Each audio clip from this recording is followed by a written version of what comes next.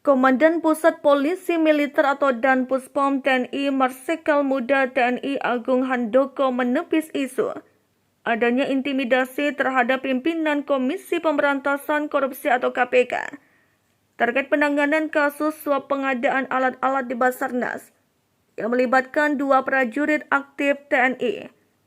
Enggak itu, kata Danpuspom TNI menjawab pertanyaan wartawan saat dia temui di Mabes TNI Jakarta pada Senin 31 Juli 2023. Ia memastikan kasus suap yang melibatkan 2 prajurit TNI aktif, yaitu Kepala Badan Pencarian dan Pertolongan Nasional atau Kabasarnas, Marsikal Madya TNI, Hendri Alfiandi, dan Korsmin Kabasarnas, Letkol ADM Afri Budi Cahyanto, bakal ditangani sampai tuntas.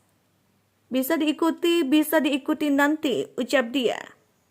Danpuspom TNI dalam jumpa pers bersama Ketua KPK RI Firly Bahuri di Mabes TNI Jakarta mengumumkan status 2 perwira aktif TNI, HA dan ABC, sebagai tersangka kasus suap pengadaan alat-alat di Basarnas. Puspom TNI menetapkan keduanya sebagai tersangka setelah KPK pada Rabu minggu lalu 26 Juli mengumumkan keterlibatan HA dan ABC dalam kasus suap di Basarnas. Dalam kasus yang sama, KPK juga telah menetapkan 3 pemberi suap yang merupakan warga sipil sebagai tersangka. Diketahui beberapa hari setelah KPK mengumumkan keterlibatan 2 prajurit aktif TNI itu, beberapa pimpinan KPK, di antaranya Alexander Marwata dan Nurul Gufron, menerima karangan bunga bertuliskan ucapan selamat kepada mereka karena telah memasuki pekarangan tetangga.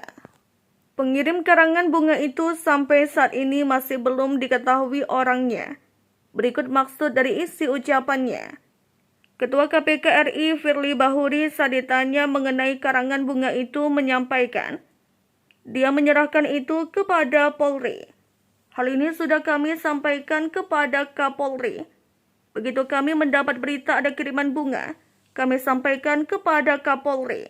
Karena itu adalah tanggung jawab kepada Kapolri untuk mengungkap siapa yang menyuruh mengirim bunga, dari mana bunga itu dikirim, kapan dibuat, siapa pemesannya, itu tugas Kapolri. Tutur Firly di Mabes TNI. Dalam kesempatan yang sama, Firly saat ditanya pendapatnya terkait karangan bunga itu, dia memilih tidak menafsirkan isi ucapan. Saya tidak bisa mengatakan itu intimidasi. Silakan Anda baca sendiri, maknai oleh Anda, kata Firly.